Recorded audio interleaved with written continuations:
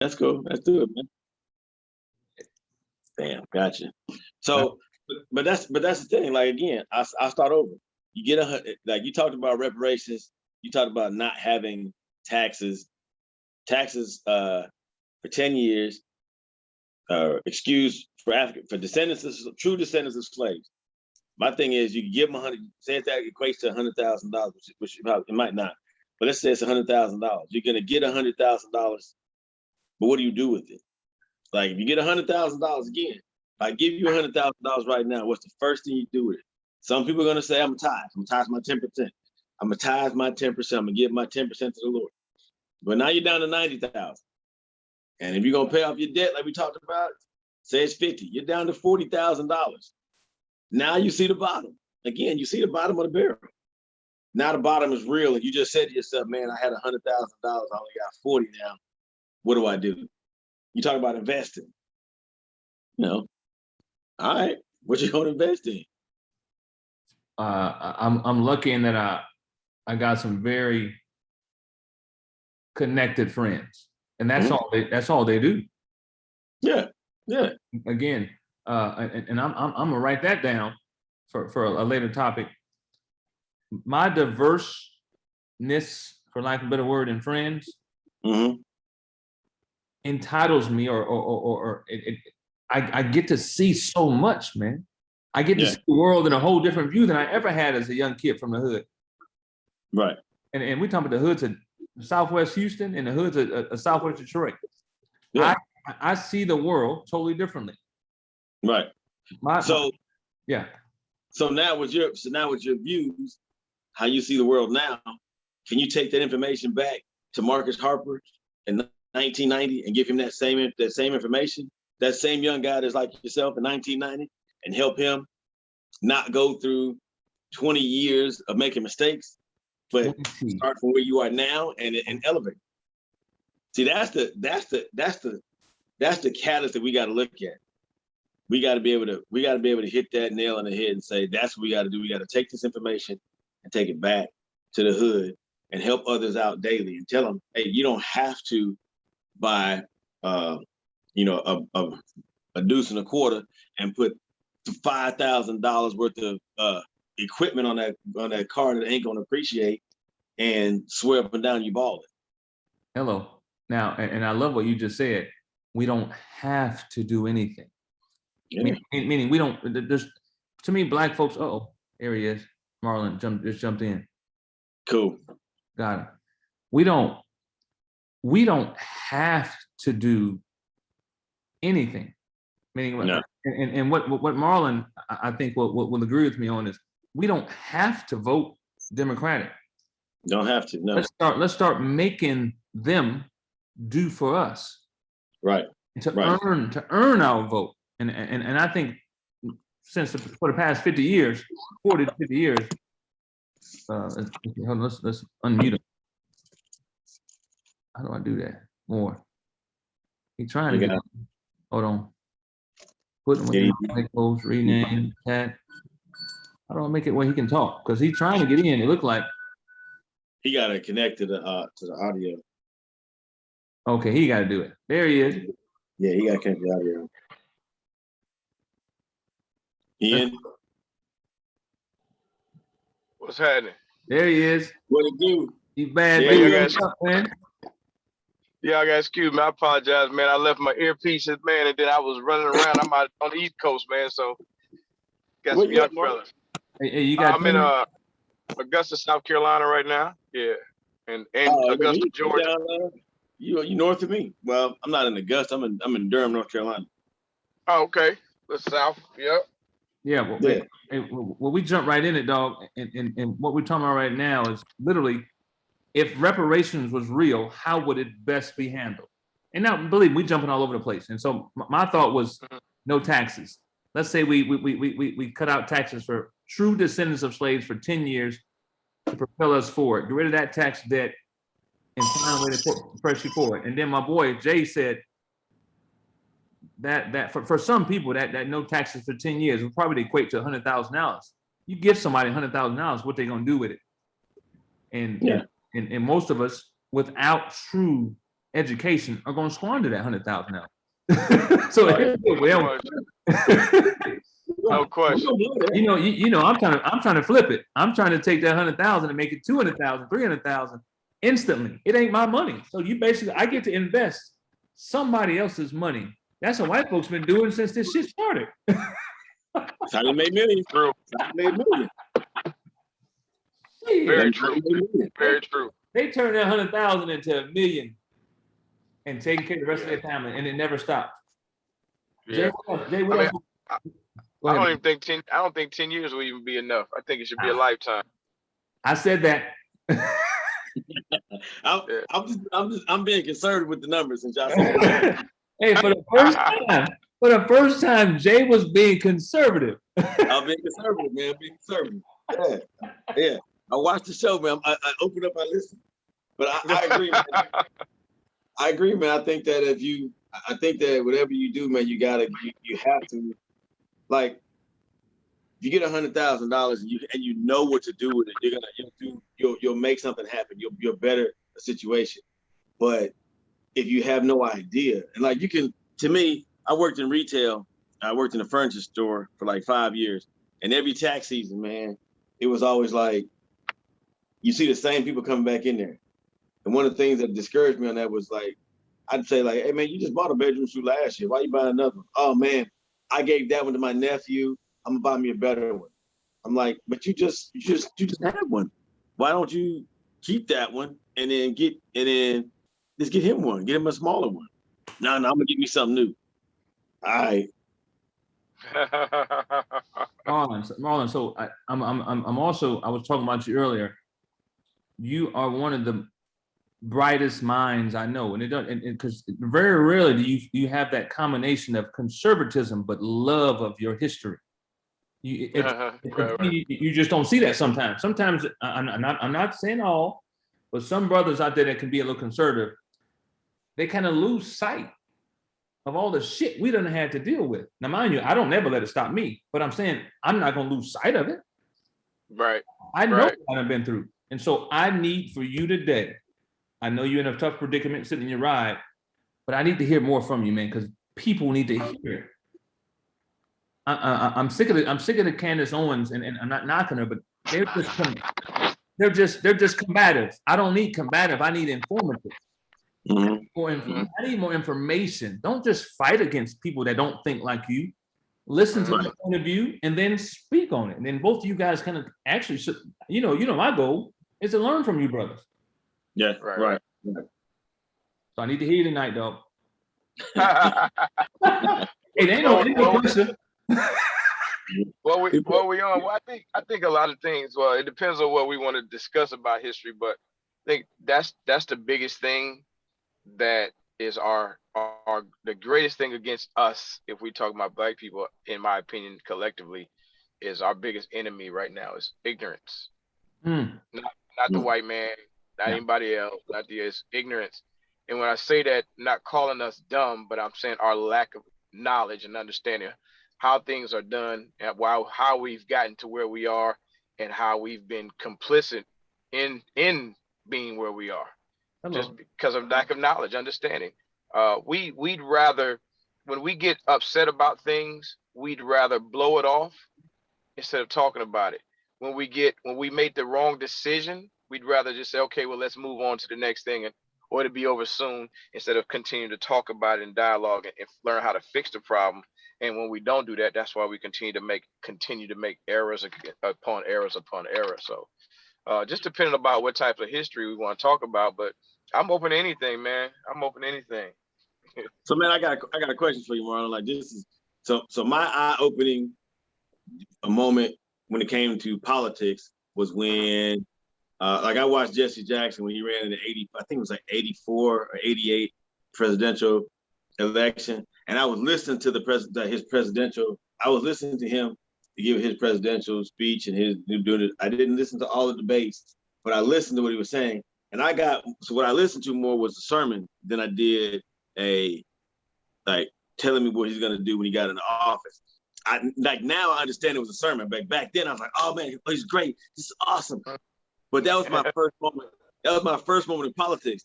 But fast forward, the first time I got to vote for Ann Richardson in the Texas gubernatorial election. Remember that? I think it was back in 1990. So my question for you is like, man, what was your pivotal moment in the political process, like when you got so involved in it? Man, it was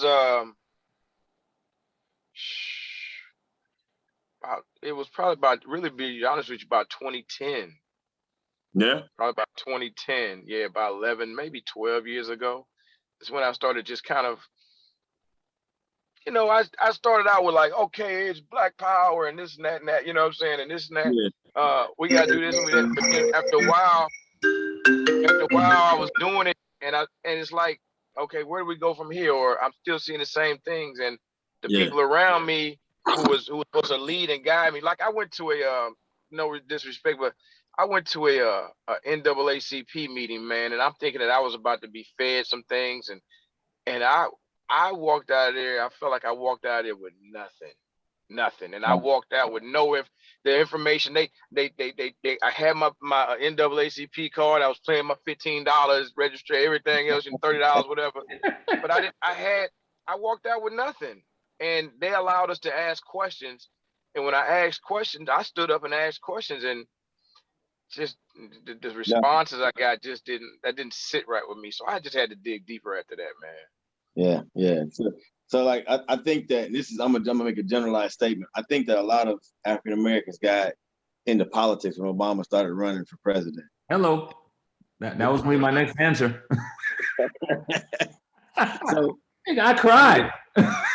I was so happy, dog. I cried like a big ass baby when he. But that's the pivotal moment.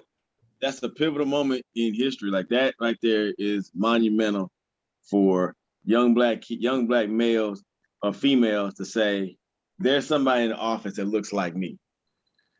And then like you looked at it like, this man has 2 daughters. He doesn't have any children outside of support that we know of. He doesn't have any family outside of his current family. He don't have any scandals. Like you didn't hear any dirt. You didn't hear nobody coming up to the White House talking about Obama has my baby. He inappropriately touched me. He was one of the most he was one of the most morally sound black men that you ever meet in your life. I tell you what, knowing being from Chicago and knowing he had some scandals, but they swept a lot of it under the rug. And one of the things that people remember, I think it was his pastor, I think it was Jeremiah Wright. Yes. His pastor, like the things that happened with that in that church, it was the media swept a lot of that like if what happened would have really got out, he probably wouldn't have been president. But at the same time, I'll say this.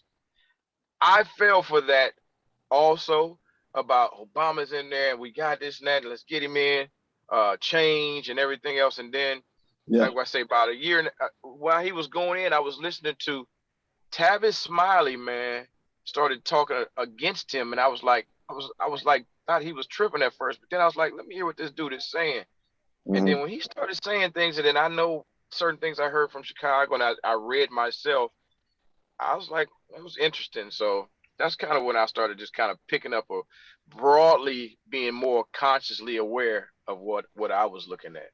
I was having fights daily because I'm a personal trainer in River Oak. So everybody, Marcus, you know what you're feeling, but what you're thinking you're seeing ain't real. And I'm like, I don't give a damn what y'all say. It's a black man. I'm all in. And to me, in my eyes, y'all didn't like him just because he was black. I didn't get it, but because I knew nothing about politics. Where I'm from, there is no Republican Party. I don't even know if there's a Republican in Detroit. Like, you know what I'm saying? I don't remember anything about Republicans. Everything I've ever seen is Democrat. But as I got older and I started to read, like my boy Marlon, I just being around more diverse crowd and having, honestly, a choice, I finally started to realize that, dude, okay, well, let me look at this from both sides. Damn, dog, that doesn't necessarily coincide to how I feel. how I work, how I am. And I'm like, look, for lack of a better word, I don't want to sound like a real Uncle Tom. Look. These was cool white folks. And they were just trying to have a dialogue with me, but because I was so angry, right. I couldn't hear shit they were saying. Yeah. It didn't matter to me what they were saying. They were against a black man, and to me, that wasn't cool. Right. I got a little more educated, Right. and then you know where I am now. I'm more libertarian and whatever. But I had back in my day, dog. There was no choice. Coleman Young, Kwame. I mean, we were Democrats, dog. No choice. No choice. So man, so like you made a statement earlier, like you made a statement earlier talking about we have to make Democrats earn our votes and do what and hold them accountable to do what they say to do when they're on the campaign trail. I would go a step further and say I think black folks should probably be independent. Hello. Because you can be the swing vote in any state in any part of the country and say, hey, if you want my vote, this is what we need. Blah blah blah blah blah. Let's make it happen. Show me that this is gonna happen. Mm-hmm. Yeah, and the more that the older that I've gotten, I'll be honest. I think some social programs are phenomenal. I think some social programs are abused, and people try to find a way to get over on that program. And I think that when you do that, I think that's fucked up. I don't think that you should get over on a program because to me, somebody needs that program. And if you're abusing the system to get money out that program, you're taking money out of the mouth of somebody that actually needs it. So I believe if you can get up and go to work, you should go to work. If you can go get a job, get a job. If you got to work at Arby's, work at Arby's. I mean, I don't think that to me. So for me, I'll drive a bus. I have a CDL license. I'll drive a bus in the morning. I'll go to work, do accounting work. I'll sell insurance. I'll coach football. I'll clean buildings. I'll shovel shit at the high tide. If they're gonna pay me to do it, that's what I'll do. Nigga, are you Jamaican? Hey man, one thing I learned from my mom was, man, hey man, the 24 hours in a day, 8 of them. Hey man, the other 16? No, you gotta go to work, man. You gotta put some work in. There you go. I love it, man. And I am all for that. I just don't want us to go walk in and blindly cast a ballot for somebody just because. Exactly. Just because. And then I'll tell you another thing, especially in predominantly areas of color, we sometimes don't vote for folks because they don't look like us. No doubt. They don't wait, not only they not look like us, they don't even sound like us. It's a whole different. It's tough, man. That's a tough scenario. And I'm not saying that white guy from Southwest Dakota really has my best interest at heart, but I can tell you what he's really concerned about is making motherfucking money. Making money and taking care of his family. That motherfucker making money. And so I don't believe 95% of the people that we think are racist, them motherfuckers don't give a shit about nothing but money. Exactly. Money.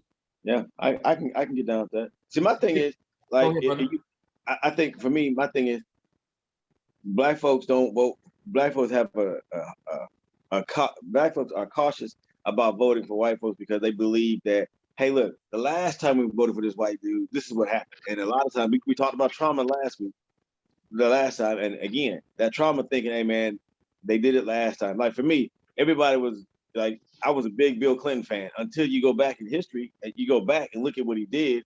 And now I'm looking back saying, well, shit, I see why there's so many prisons. I see why the prison system grew exponentially under the Clinton administration. I understand now why that happened.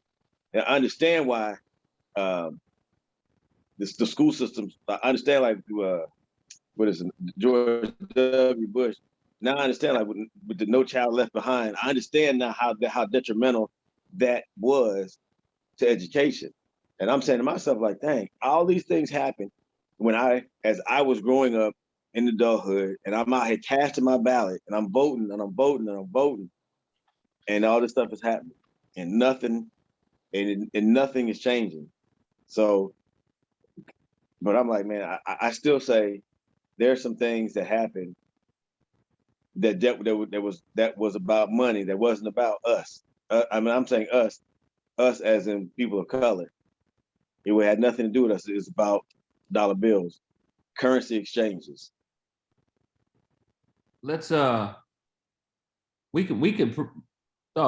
three could sit and talk about shit nonstop. But the big one for me is for us to talk about doing truly. And we're recording this. We're recording this. It's about doing a podcast that can help some people. Black, white, green, and purple. Because I honestly feel that if I could do everything I can, if white folks said tomorrow, no more racism, we still got to go back and we got to change some minds. We got to fix some people's thoughts. We got to deal with that trauma that young brother Jay talked about. It's some angry Negroes out there, man, and we are absolutely stuck. So we got to help everybody. Yep. Yeah. And you got to see life from the other perspective. You got to see it from somebody else's viewpoint. Like I had a conversation. You had a conversation with guys, and you talk about white privilege. They'll say, "Well, we didn't have white privilege in our family." Like, it's not just about you. It's about the whole. You might have missed that. You might have missed that mark. You might have squandered your white privilege, but it's there. There's somebody that grew up. Like, man, I talk about, like, I don't know if y'all remember Jason Rutherford.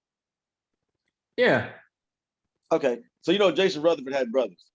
I think he has like 2 other brothers. They're older. So Jason said when the brothers got to be seniors, his dad got them an F-150. They bought him an F-150, like a 2-year-old F-150. So when Jason was a senior, he had a 1950. He drove to school every day. Now, did your dad buy you a car? No, my dad didn't pay child support. I didn't even see my dad. I saw him once in 8th grade. Once before I went to college. No. And then a couple of times before he died. But no, I didn't have that type of what's the word? Dad participation. No. No. Hold on, Your just dad a bought you an F-150. Give me 20 seconds. No, take your time, brother. We good. Shit.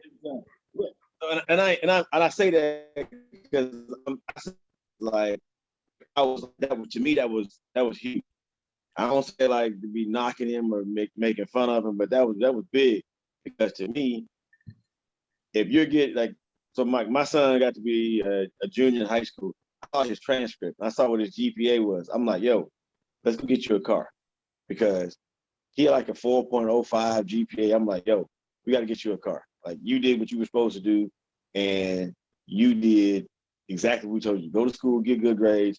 Now we got to get you a car. Now, it wasn't the greatest. It wasn't an 88 F1. It wasn't a 2-year-old F-150, but we got him a little Chevy Blazer. You know, to him it was the world, but to me it was just like a kick around Chevy Blazer. He drove that thing everywhere. And check your video, Jay. He'll be back. But I kind of got a feeling I know where he was going, man. I'm back. Hey, I've never, ever thought about that, dog. I ain't talking about white privilege and winning jobs. I'm talking about the fact that historically, Caucasians have families. It's mother, father. Nigga, that's privilege. Because I didn't have it. So to me, that's a privilege. Now, mind you, I wish I could flip it, take our shit from 70 to wherever it should be. But that's that. I never thought about that, man. That's absolute privilege. The fact that you had that Caucasians typically have a full families, that's privilege. Yeah. And it takes a lot of you also think about this. Think about the information that you pour into your son, and if you could have somebody there pouring into you, you know what bad decisions wouldn't you have done?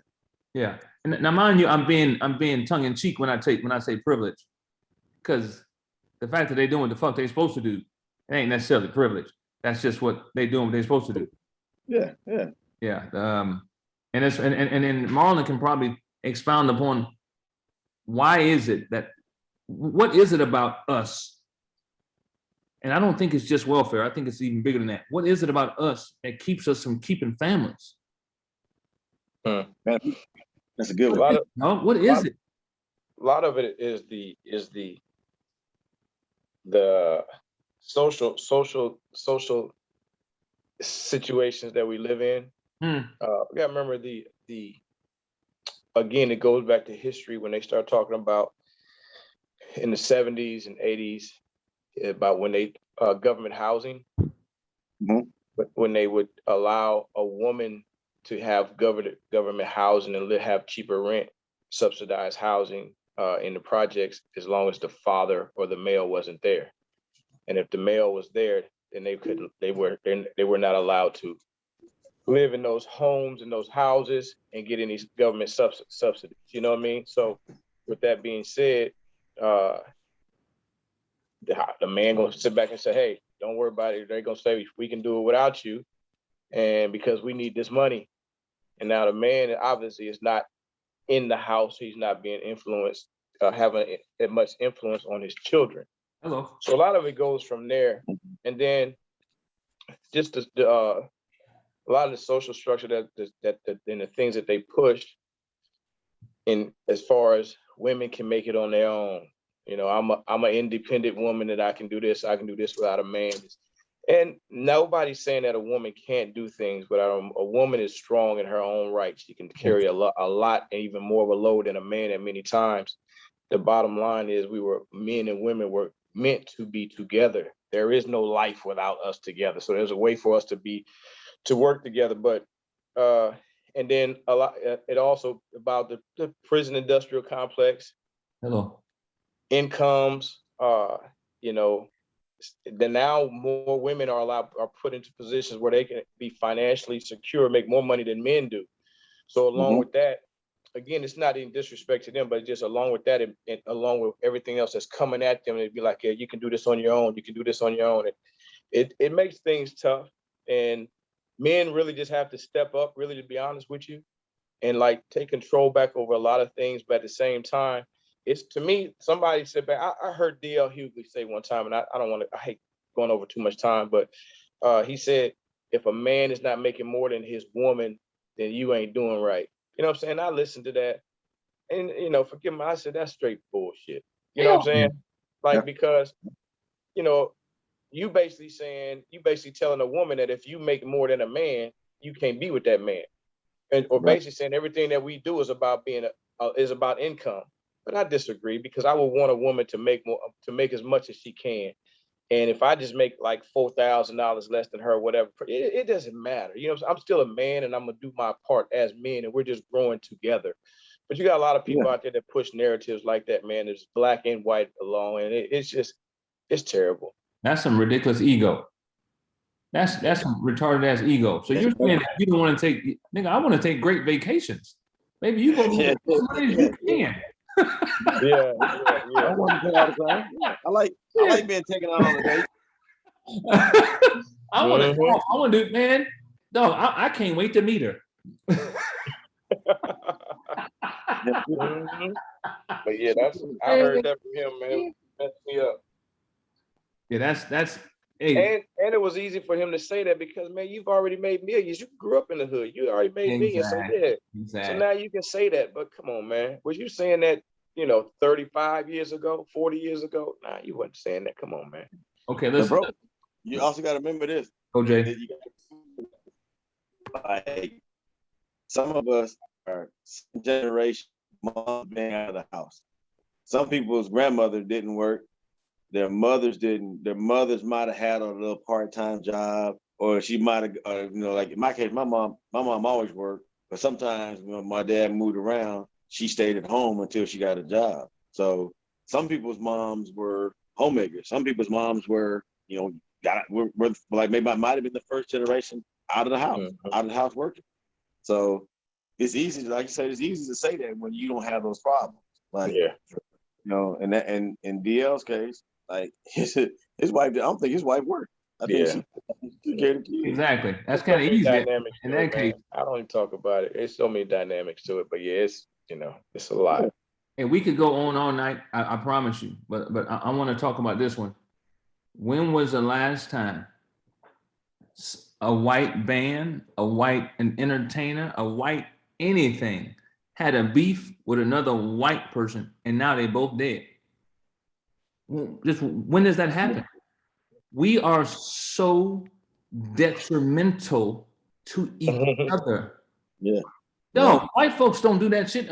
What I'm trying to say is we are, as Marlon said, our worst enemy. Yeah.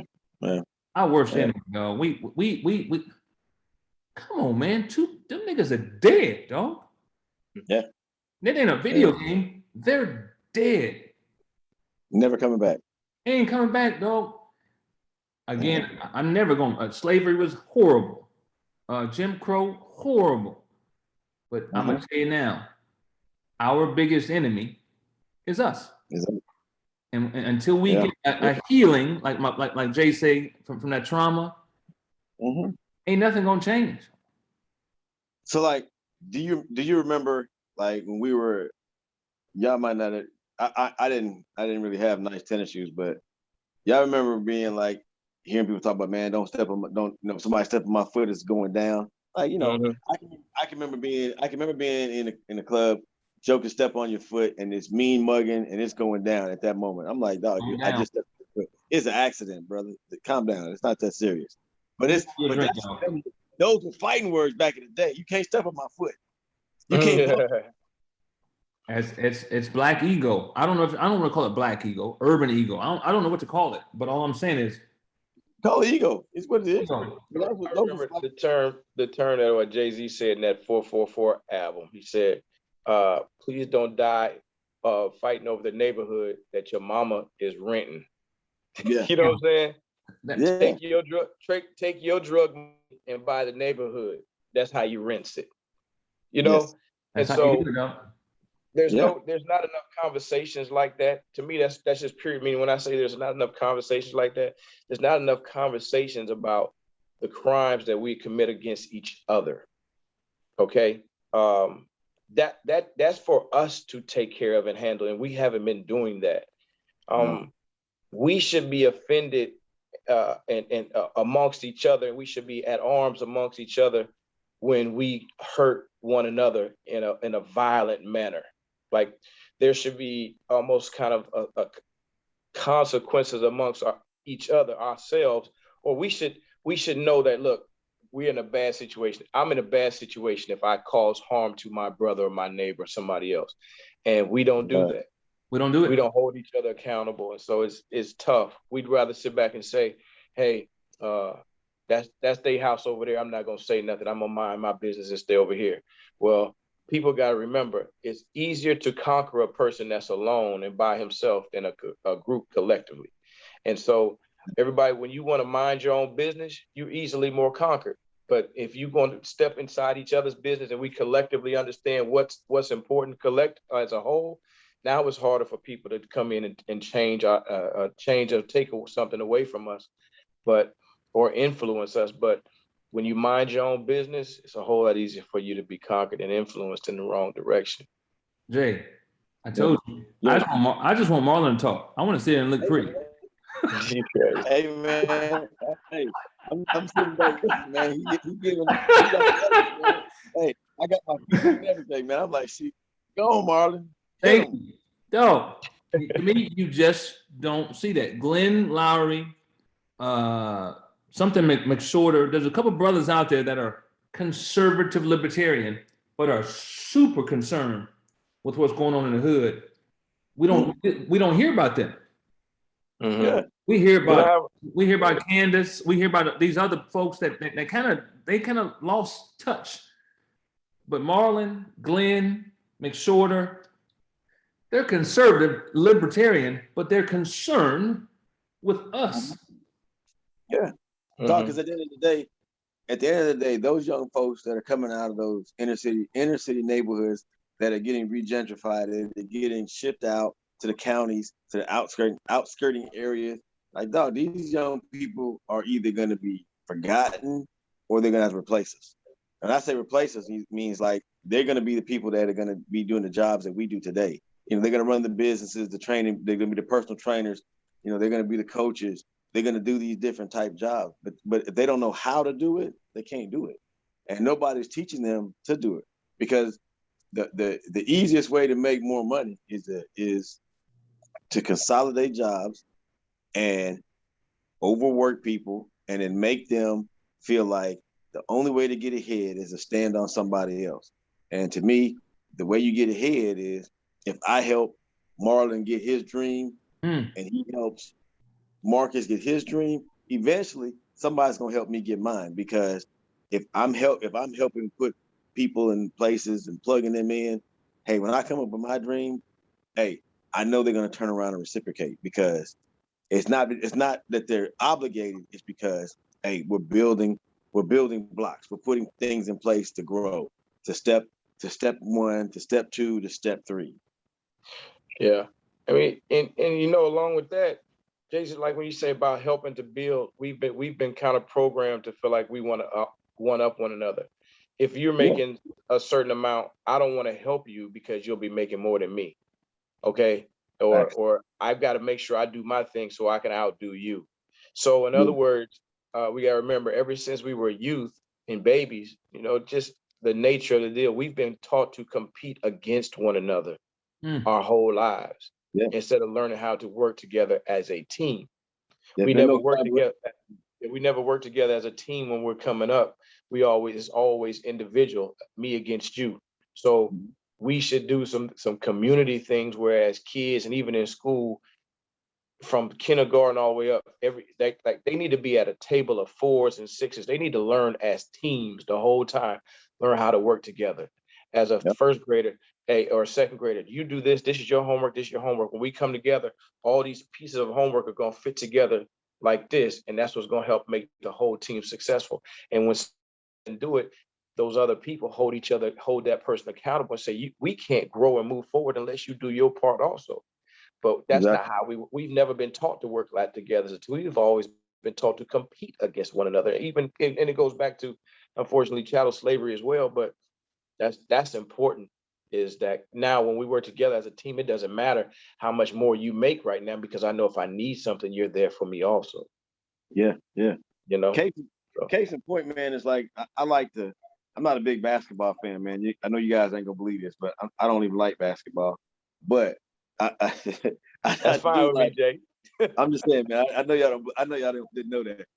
But man, one of the things I will say, man, is I like the story like LeBron James. Like when LeBron signed his Nike deal, instant millionaire, never dribbled a basketball in the NBA arena, but he brought his partners with him, and he blew them up. So as they grew, he grew, and because I know when you make a lot of money, you have a tendency to have people around you that want to take from you instead of give. But he brought people with him that he could trust and built a brand. And I think the biggest thing that he did that I was totally in awe of was the school he opened. I thought that school was like, okay, you're opening a school. I haven't heard anything else about it, but I was like, that's big, man. You don't hear anybody opening a primary education school. Yeah, Jalen Rose opened one several years ago. It's a couple of people that got Jalen Rose got some. I forget the other brother name, but it's some got them. But I think even with that, like that's a huge accomplishment. We got to give LeBron props for that. At the same time, we got to help him understand, like, that's a state school too. So he doesn't control the curriculum in his own school. Dang. So that's the key right there. When you open schools, you got to kind of be like everybody fighting against, like, or people like going against Dr. Umar, right? Umar Johnson, because he wants to open up the Frederick Douglass Marcus Garvey Academy, right? I've donated to Dr. Umar Johnson in the school. I'm not tripping on it, but he wants to control the curriculum. He wants to control what these boys and these little girls are taught. I think that's fabulous. Nobody can stop that once it's funded, But what LeBron and his school is great, and he's doing a phenomenal job with his kids as far as getting when they graduate, they go to college, they feed them every day, but they can't control the curriculum on what goes on in that school, what these kids are taught. And so that's Yeah. a tough deal right there. But he's to be commended for even doing what he's doing. No doubt about it. I love him. He's an absolute role model, period. One woman, kids, school, hard work. But where he lost me, and he didn't lose me, but where he hurt me, let me flip that. Where he hurt me is when he wore the shirts that said Black Lives Matter because of police, but he neglected to talk about the fact that he don't even know who his father is. Mm. That's more detrimental to African Americans in America. That's a whatever, oxymoron, whatever you want to say. It's way more detrimental to Africans in America than the police. The lack of fathers. I'm saying LeBron James came from a single run household, mother. So what I'm trying to say is he jumped on the bandwagon of the Black Lives Matter and all of that, when in actuality, his life was way more affected by a lack of a father than police. He got police working for him. He got police protecting him, white, black, green, and purple. I'm just saying that obviously I'm gonna be there for LeBron. He's a black man in America. I'm always gonna be there for you. You don't, just like Marlon said, Umar ain't necessarily always on my path, but he's a black man in America. Dog. He's trying to do something to change the narrative. He's trying to do something, but what I'm trying to say is, with that platform, what if LeBron would have spoken the truth and said, "Hey, little young sisters, stop giving it up at 14 and 15 and 16." I don't know how we're gonna do that, but we have to fucking become a little less. We got to wear some more condoms. We have to stop putting ourselves in these positions, dog. I'm not saying white folks ain't afraid to go get abortions, and whether you like it or not, they go do it to keep their family right. They're not raising. If Susie is pregnant at 16. They driving her ass to Missouri. She having an abortion, and they coming back. They're not destroying that family. Of what they consider a family. So if Susie is promiscuous and she's going out taking care of business, they not destroying that family. For some reason, the Harpers, my people, dude, I told y'all this last time. Out of 120 grandchildren and sons, there are two families, dog.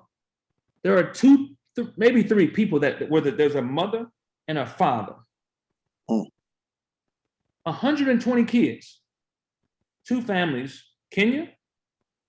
Kenya's father, he's on his second marriage, but he's in the family. Right. Dog, it don't happen in my family. Yeah. And it's destroying us because the kids just repeat, and they keep repeating, and they keep repeating. And dog, Jay, you know about Detroit? Yeah. It's a cycle, and they all voting Democrat. And not saying that's good or bad, but I'm saying, it's just a cycle. They never look outside of anything but what they've seen. They're just repeating exactly what mom did. But that's go ahead. The funny thing about that is, and I think I just lost my train of thought. Oh, I know this. My bad.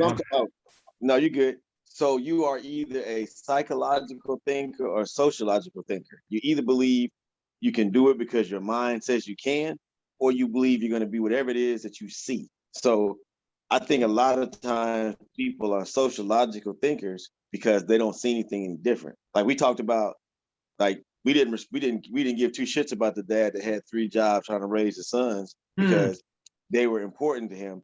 We cared more about the dope boy who had the box Chevy with them things on it with that rumble in the trunk. That's what we cared about because we could see that. I can't see that dad going to work, putting values and morals in his children, but I can see that dope boy got them girls with him. They got the nice haircuts. They got the jewelry. Shoot, he was dope. He was riding that box Chevy. He was doing it. If I can't see the wealth, I can't. I don't think it's there. Like the dad might have owned his own home. The kids might have gone to college debt free, but you can't drive your Cadillac. I can't live in my Cadillac. you got to see my wealth, like that car. You can't see it in that house. So I think that, man, we have to change sociological thinkers to psychological thinkers. Like, you can be anything you want to be. I think, and again, I go back to Obama being elected president. It changed a lot. The light came on for a lot of people, good, bad, or indifferent, but the light came on for a lot of people. And that's what, to me, when embracing change made people comfortable. You know, Black entrepreneurship is on a record high. Yeah. Oh yeah. And Yeah. the prisons may be full, but I'm gonna tell you like this: Black entrepreneurship is on a high. Yep. Yeah. Fuck a job, own a business. On the business. Damn right. Think about it, man. Like, It's on a high. if you got somebody coming out of prison, they're not getting hey man, they're not going to Walmart getting hired. No, you looking at them. I didn't go to prison, but I'm a felon. I was a part of that. Remember that A-Leaf credit card shit Marlon was talking about? Yeah. Look. Hey, look.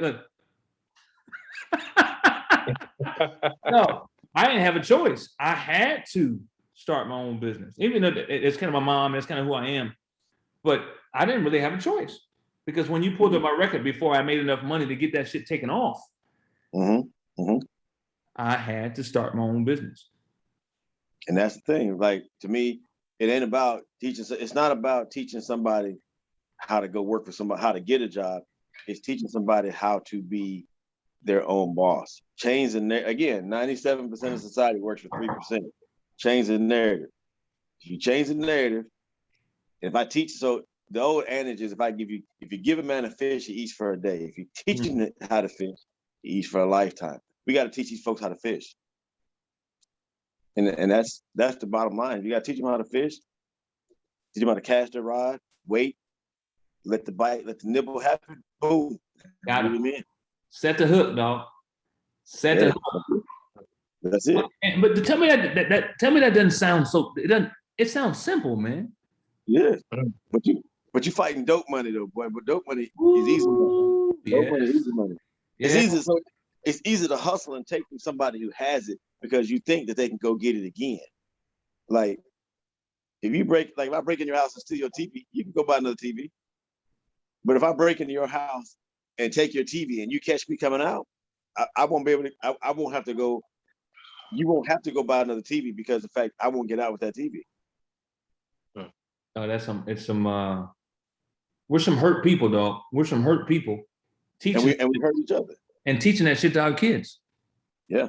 The biggest problem is it exponentially changes once we teach it to the 2 or 3 kids we have. I think some of the smartest people are hustlers, drug dealers. Hell yeah. They know supply and demand. Mm-hmm. They know how to break it down. They know numbers. They know how distribution, and they just obviously they're in the wrong industry. But these are some of the smartest brothers and sisters that we have, and if we could find other ways for them to be as creative with that mind, it would help us. So I know none of us are judging because we all did those things ourselves at some point in time with somebody close to us, but. Bro, I think those are people that I admire their hustle. It's a hustle. Mm-hmm. We are a collective. We are a hustling people. You know what I'm saying? Yeah. The white, if one of people want to say white supremacy, the KKK, so many different things never beat us. We've outlasted so many things. The only thing that has ever really beaten us is government regulations and policies. That's the only thing that's ever beaten us. Because once we become successful at something, they change the rules. You know what I'm saying? That's what has beaten us, and that's what we get in trouble for.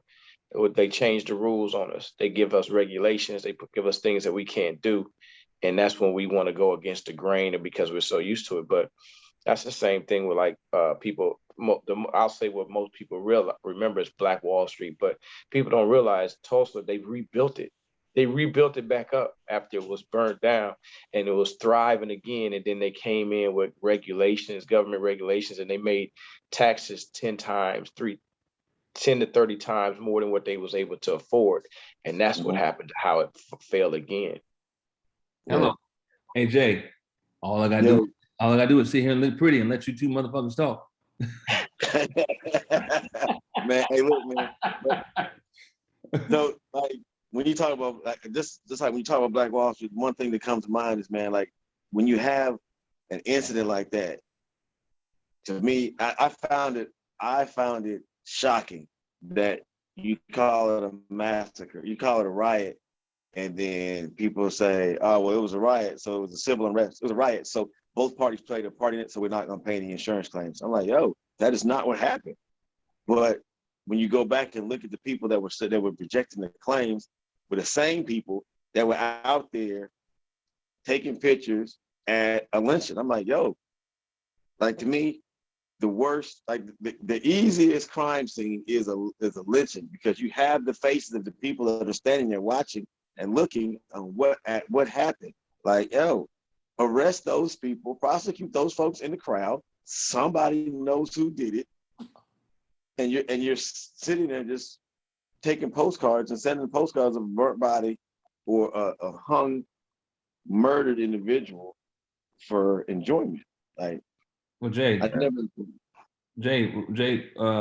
Marlon, go ahead. No, I mean, I was just gonna piggyback on Jason. What he said was, people don't realize, like, if they take Black Wall Street, I think that was 1919 or between 1919 and 1921. But in 1919, if people would Google, they just got the Red Summer. It was called the Red Summer. 1919 was called the Red Summer. That is when a lot of white people, Caucasians, they were tired of the Black people having opportunities and things of that nature. And that's when all these, whether the Slocum, Rosewood, Tulsa, in South Carolina, even, that's when all these massacres started. That's when all these massacres started. 1919, the Red Summer. That's when they decided they was going to do changes. And that's when a lot of these massacres from Black cities, townships, all that started happening. It's called the Red Summer. And you find, just look that up and read that. And that's when all around the country, they started doing these things to our communities and towns. Okay, well, so next time we get together and talk, I want to talk about how you think, or how you can do your research, or how you think that affected us today. So how can we take what happened then and say how it affects us today? Because obviously we've been on for hour 9. It's time to go spend time with some kids, relax. Because we love this shit so much. We care so much. We do this shit all night. But we need to go ahead and we need to have a next episode. So I want to talk about that. How did the past affect us today? No. So don't say anything, Jay. Don't say anything, Marlon. Let's say it next time. I know it's killing you, dog. It is killing you. But what that's telling me is, nigga, we don't need to meet in 2 Mondays. We need to meet next Monday. That's cool. Let's do it.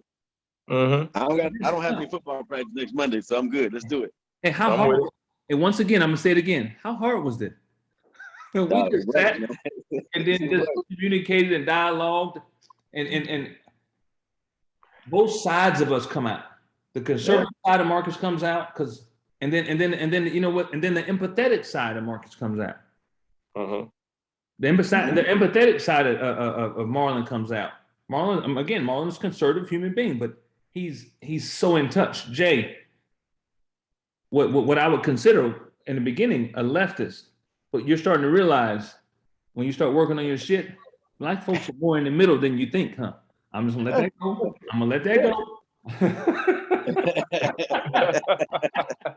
Man, I say, hey man, the old saying is, you do better when you know better, man. So as Marlon said, you gotta do your research, you gotta read, you gotta look at stuff, and you gotta understand how things came to be where they are, So you gotta conduct. So that being said, unless somebody got something to end it with, I appreciate the shit out of both of y'all, man. Amen. I say this. I Go think ahead,